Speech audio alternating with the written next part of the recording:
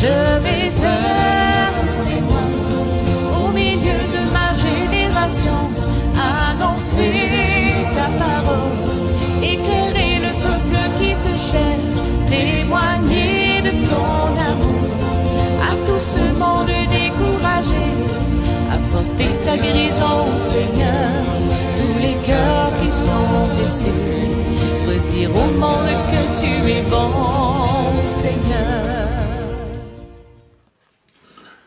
Bien-aimés dans le Seigneur, je vous salue au nom puissant de l'Emmanuel, Jésus, Dieu avec nous. Alors nous célébrons Noël. Je m'empresse de souhaiter à chacune de vous vraiment de joyeuses fêtes de Noël. Dans la formulation elle-même de joyeuses fêtes de Noël, il y a le mot joie, c'est-à-dire la joie au cœur de la nuit. Voyez-vous, Noël, c'est la combinaison de la nuit et de Dieu. Donc, notre joie, c'est qu'au cœur de la nuit, il y a Dieu qui vient intervenir. Et il vient intervenir comme quoi? Comme une lumière. Alors donc, nous avons à Noël cette symbolique, vraiment, cette double symbolique de la nuit ou des ténèbres et la lumière. Alors donc c'est très très important de ne pas l'oublier. Notre joie, c'est parce que la lumière jaillit au milieu des ténèbres. Ce n'est pas une affaire juste de récit, ça doit devenir une expérience. Voilà pourquoi je voulais vous parler de ce thème important de Noël, où nous allons entendre ce mot, cette phrase qui va revenir dans le message de Noël. Un enfant est né, un fils est donné. Un enfant nous est né et un fils nous est donné. Je voulais vous vraiment commenter là-dessus en lien avec les deux mots, en fait, les deux réalités de Noël, la nuit, donc les ténèbres, et Dieu, la lumière. Alors, avant cela, je vais lire deux passages bibliques. Ces passages vont m'aider évidemment à commenter le reste de mon récit, évidemment, pour que je vous aide à comprendre vraiment la meilleure façon d'accueillir Noël. Sinon, vous tombez dans les habitudes, année après année, Noël, Noël, Noël. Sachez que, comme je l'ai dit dans d'autres circonstances, Jésus est né une seule fois, et une fois pour toutes. Il ne va pas retourner dans le ventre de Marie pour naître de nouveau, c'est impossible. Le plan de Dieu, le temps de Dieu, ça, c'est un temps qui continue jusqu'à son achèvement. L'achèvement, c'est le retour de Jésus, où il va être glorifié et il va être vraiment intronisé et donc installé sur la gloire, sur le trône pour régner comme le roi du nouveau royaume qui va être installé. Alors donc, c'est très important que nous ayons cette bonne compréhension entre cette symbolique de ténèbres et de lumière. C'est ça qui provoque la joie quand nous disons joyeux Noël. C'est vraiment la joie parce qu'il y a une lumière. S'il n'y a pas de lumière dans votre vie, ça reste des mots et des souhaits vraiment vides de sens. Et moi, je suis fatigué avec des choses qui sont vides. Je suis fatigué avec des mots vides. Je suis fatigué avec des cérémonies qui sont vides de sens et de puissance. Alors donc, nous allons commencer d'abord par écouter le texte de base à partir de duquel a été tiré ce thème que je vous propose. Un enfant nous est donné, nous est né, et un fils nous est donné. Je m'excuse. Donc je reprends. Un enfant nous est né, un fils nous est donné. Donc le texte est dans le livre d'Isaïe, le chapitre 9. Nous allons lire à partir, n'est-ce pas, le premier verset. Nous allons commencer par là. Le peuple qui marchait dans les ténèbres, donc voyez-vous, il y a déjà dès le départ la notion des ténèbres. Le peuple qui marchait dans les ténèbres a vu une grande lumière. Donc voyez-vous l'opposition entre les ténèbres et la lumière. Et nous allons vraiment travailler sur cette double symbolique, les ténèbres et la lumière. Donc sur ceux qui habitaient le pays de l'ombre, voyez-vous encore, les ténèbres, donc l'ombre, ceux qui habitaient le pays de l'ombre de la mort, une lumière a resplendi. Tu rends le peuple nombreux, tu lui accordes de grandes joies. Il se réjouit devant toi comme on se réjouit à la moisson. Voyez-vous la notion de la joie, joyeux Noël. La notion de ténèbres, la notion de lumière et la notion de la joie. Donc le peuple est dans la joie parce qu'il a vu la lumière. Alors donc il se réjouit devant toi comme on se réjouit à la moisson. Comme on pousse des cris d'allégresse au partage du butin. Car le joug qui pesait sur lui, le bâton qui frappait son dos et la verge de celui qu'on opprimait, n'est-ce pas, tu les as brisés comme à la journée de Madian. Car toutes chaussures qu'on porte dans la mêlée, en tout vêtement guerrier roulé dans le sang, seront livrés aux flammes pour être dévorés par le feu. Voyez-vous? Alors donc, nous sommes en train de voir que le peuple, non seulement il marchait dans les ténèbres, mais il était aussi sous l'oppression. Et alors donc, sa joie, c'est vraiment une joie comme lors de la moisson. Je ne veux pas parler de la moisson ici, nous avons vraiment beaucoup à exploiter au niveau de la moisson dans le thème de la fin des temps. Alors donc, je n'en parle pas ici. Alors donc, la parole de Dieu dit comme on se réjouit quand on récolte, après d'avoir sémé, quand une grande moisson, on est dans la joie. On va en pleurant, on sème, on jette la semence, on revient en chantant, dit le psaume, on ramasse la moisson. Voyez-vous? Et c'est ça, cette joie-là. Et alors la parole de Dieu termine, le verset 11 qui m'intéresse. Donc la parole de Dieu termine, nous sommes au verset 5. La parole de Dieu dit ceci. Donc, car un enfant nous est né, un fils nous est donné, et la domination reposera sur son épaule. On l'appellera admirable conseiller, Dieu puissant, Père éternel, Prince de la paix. Voyez-vous? Donc, voici, pourquoi les gens se réjouissent? Pourquoi? Parce que la lumière est venue. Avec qui? Avec la présence d'un enfant qui vient. Un enfant qui vient, il vient comme la lumière. D'ailleurs, quand on pense au texte de Jean, le premier chapitre de Jean, la parole de Dieu dit, en lui était la vie, il était la lumière. Et cette lumière est venue dans le monde pour éclairer tout être humain. Voyez-vous, cette lumière est venue. Jésus est venu comme la lumière. Et il va lui-même le dire, je suis la lumière du monde. Jésus vient comme lumière. Et à cause de cela, sa lumière, sa présence lumineuse réjouit les gens. Ça réjouit les gens. Pourquoi? À cause de sa sagesse, à cause de sa puissance, admirable conseiller, Dieu puissant, n'est-ce pas? À cause de tout cela, il peut agir en faveur de ce peuple qui est opprimé. Voici la raison de la joie. C'est un peuple qui expérimente l'oppression.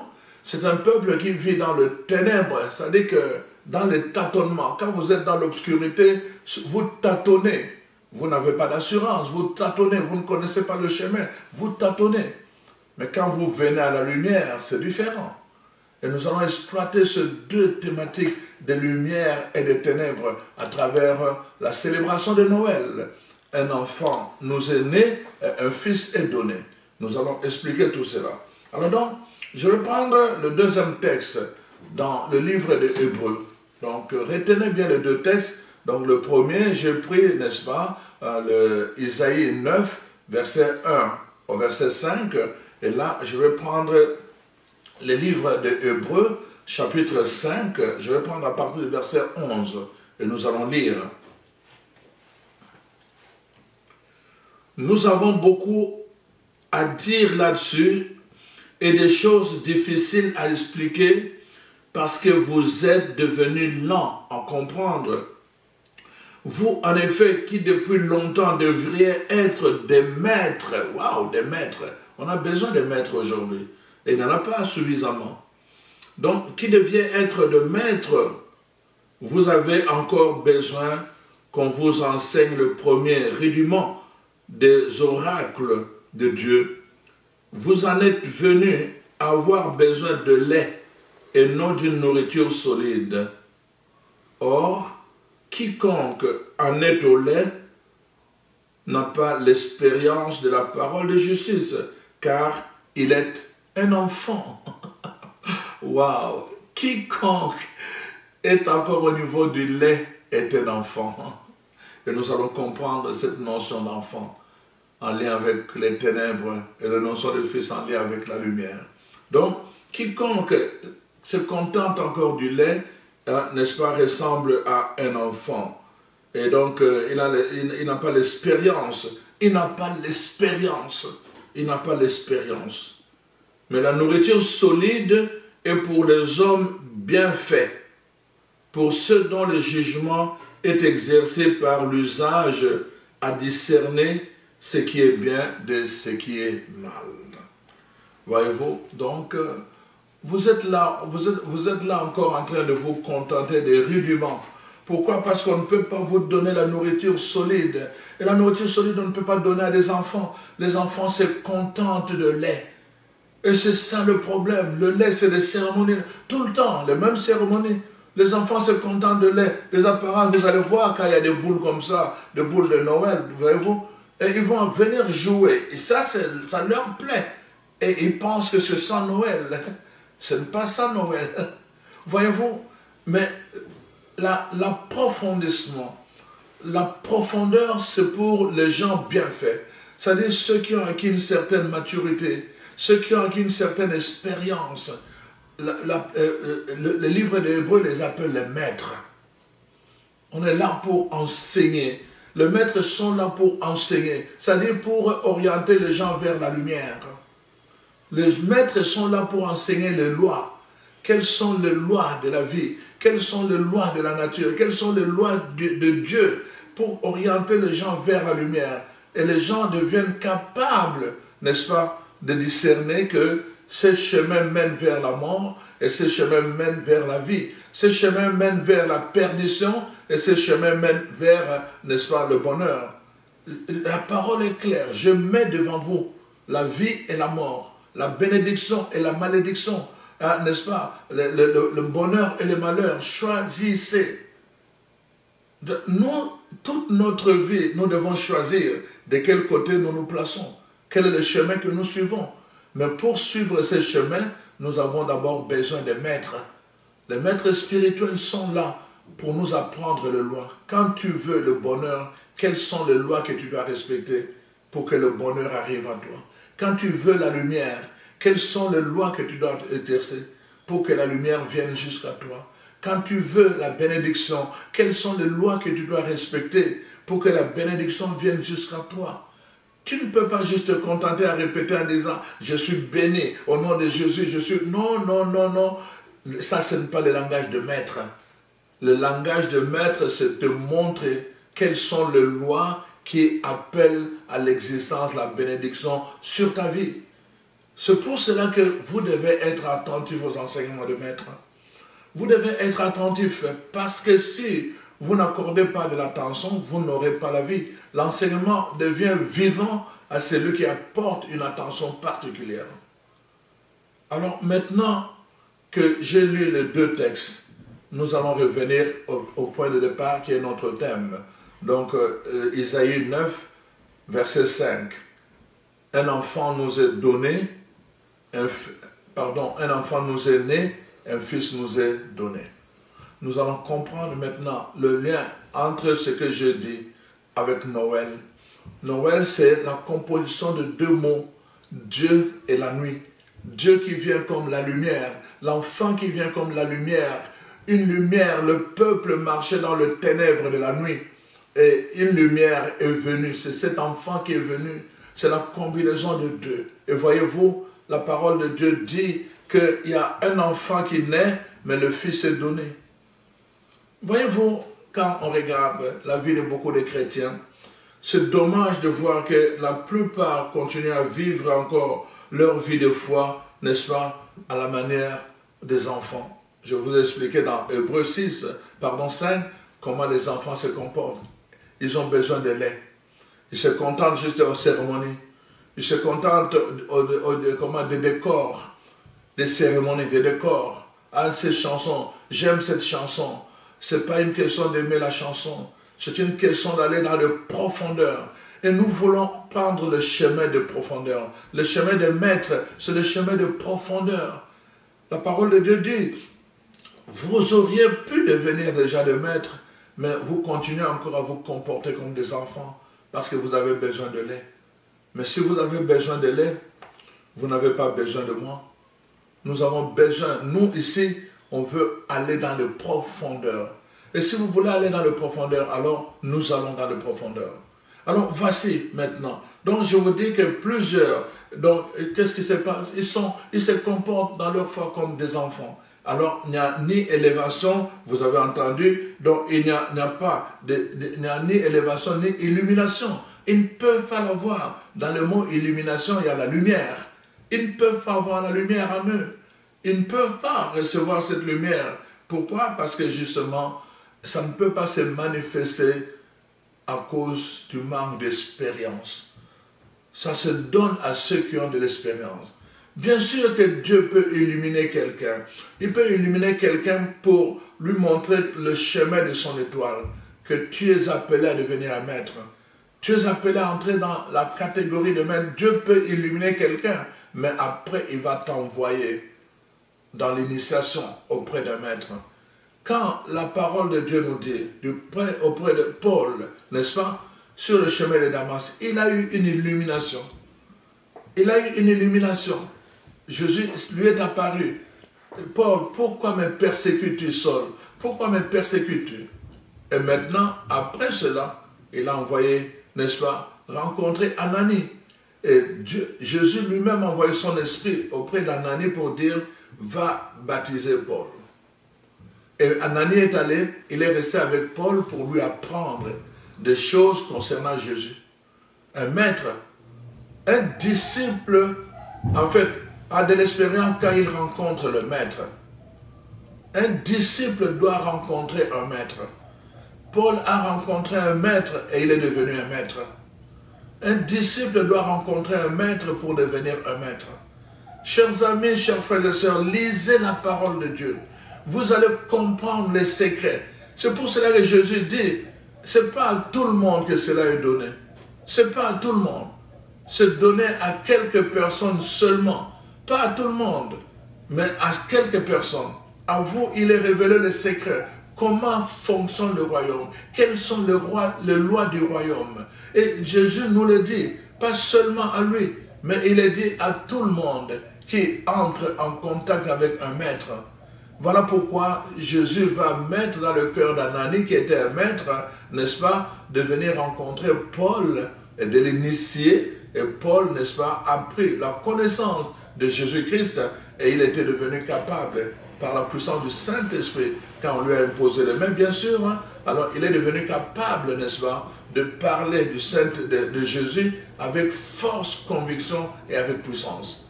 Et voyez-vous, ayant appris cela de son maître, Paul, à son tour, on voit, il va dire, n'est-ce pas, comment je veux dire à Timothée, voici, rappelle-toi, ravive le don de l'esprit que tu as reçu le jour où je t'ai imposé les mains.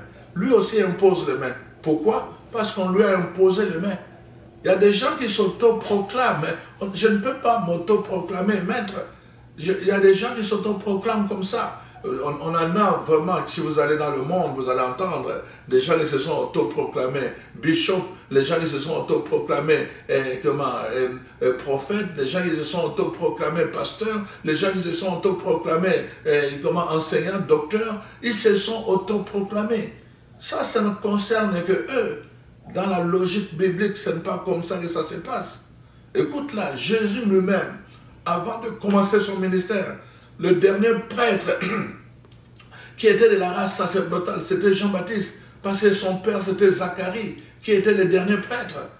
Donc Jésus, en même temps, n'est-ce pas, on voit Jean-Baptiste était prophète. Il avait en lui donc l'onction sacerdotale et prophétique.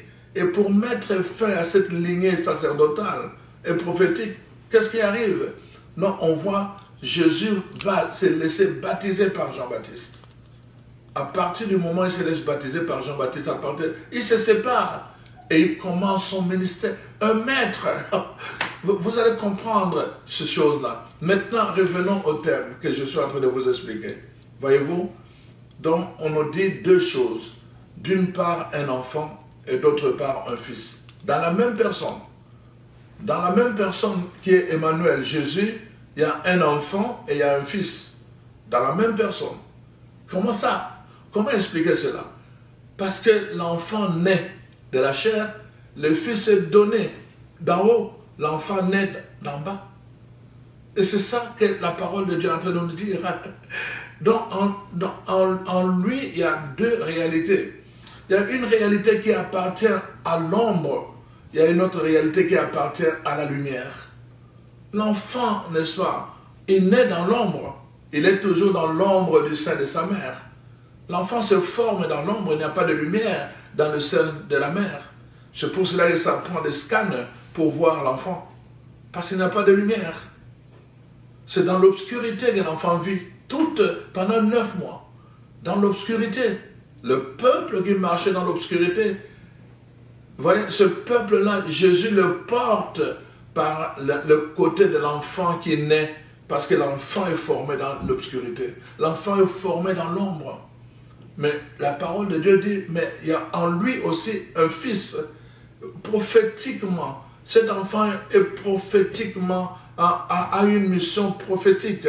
C'est pour cela qu'il y a l'ombre de l'enfant, mais il y a la lumière du fils qui vient en même temps le faire sortir de l'ombre pour le ranger dans sa mission prophétique. L'enfant naît, n'est-ce pas, d'en bas, mais le fils est un don de Dieu. Rappelez-vous, Jésus lui-même, ayant vécu cela, il va dire à Nicodème, si tu n'es pas d'en haut, tu ne pourras pas comprendre ces choses-là. Si tu n'es pas d'en haut, tu ne pourras pas passer. Il dit, mais comment? Nicodème lui pose la question des enfants. Il dit, mais comment je peux naître une deuxième fois dans le ventre de ma mère? Il dit, mais non, là tu nais d'en bas, ça c'est l'obscurité. Je suis en train de parler d'en haut, c'est la lumière. Voyez-vous, chers amis, c'est ça la différence que Jésus est en train de montrer à Nicodème. Donc, tu ne peux pas naître de nouveau en naissant encore de la chair. Tu ne peux pas naître de nouveau en naissant encore de l'obscurité. Quand tu nais de nouveau, c'est pour naître d'en haut. C'est l'enfant et le fils. Voyez-vous, la Bible dit, la création tout entière est dans la souffrance de l'enfantement. Mais qu'est-ce qu'il attend? La révélation, non pas des enfants de Dieu, mais la révélation des fils de Dieu. Tout le monde naît comme enfant de Dieu. C'est ça que vous devez comprendre. Tout le monde, nous sommes enfants de Dieu, nous sommes enfants d'Adam, la création de Dieu. Dieu, c'est Dieu qui a créé Adam et Ève. Nous sommes de la descendance d'Adam et d'Ève. Ça, c'est la création, c'est la terre. Donc, il y a en nous l'obscurité de la terre. Nous portons cela en nous. Mais ceux qui se révèlent, ceux qui se distinguent, ceux qui se démarquent, ce sont ceux qui ont la marque du Fils en eux. Le Fils de Dieu, le Fils de Dieu, pas seulement les enfants. En moi, je suis né d'en bas, mais en même temps aussi, j'ai accueilli la lumière pour que le Fils soit opérationnel en moi. Et alors, qu'est-ce qui arrive quand les deux sont ensemble? À un moment donné, il faut que le Fils, n'est-ce pas, surplombe l'enfant. Dans la dimension prophétique, c'est le Fils qui doit opérer, pas l'enfant. L'enfant doit être noyé par le Fils. Et c'est ça la distinction. Le vrai chrétien, on le reconnaît. Le vrai serviteur de Dieu, on le reconnaît. Pourquoi? Parce que le Fils domine l'enfant en eux. De la même façon, donc l'enfant est là pour soutenir le Fils et non pas le contraire. Dans la réalité des choses, comprenez une chose que je vous dis là. Le monde inférieur a le devoir de nourrir le monde supérieur. Je répète, le monde inférieur a le devoir, son but c'est de nourrir le monde supérieur, pas le contraire. Quand le monde inférieur nourrit le monde supérieur et en retour, le monde supérieur, n'est-ce pas, récompense le monde inférieur. Je vous donne un exemple que vous connaissez déjà, un arbre. Un arbre commence dans l'obscurité. Il y a dans l'arbre l'enfant, qui est l'obscurité, qui commence par l'obscurité. La semence commence dans l'obscurité de la terre. Nous sommes la terre, Adam. Adam signifie poussière, la terre. Nous commençons dans l'obscurité de la terre. L'arbre, à un moment donné, si l'arbre demeure dans l'obscurité, il est condamné à mourir. Mais à un moment donné, il doit faire la traversée. J'ai un enseignement que je vais donner qui s'appelle la traversée. Et je reviendrai sur cet exemple. Là, la semence de bourgeon doit maintenant traverser le domaine de l'obscurité pour venir dans le domaine de la lumière. C'est comme ça que l'arbre commence à germer.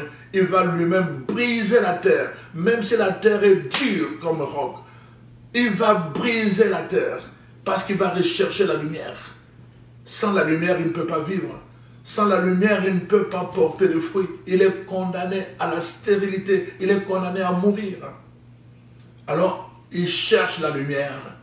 Alors, il y a une partie de l'arbre, voyez-vous, qui est en bas.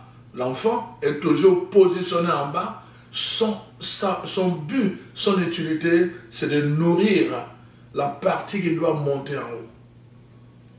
Le but de la partie d'en bas de l'arbre, le monde inférieur, doit nourrir le monde supérieur. Quand dans votre vie, c'est le contraire, que toute votre vie est débalancée comme ça, où vous priez juste 2 minutes et tout le reste c'est boire, c'est chanter, c'est danser, c'est faire ceci, ceci. Non, vous avez renversé les choses. Mon frère, ma soeur, Noël, c'est cela où le monde inférieur nourrit le monde supérieur et il trouve sa joie quand le monde supérieur s'élève. L'enfant est en bas, le fils est en haut.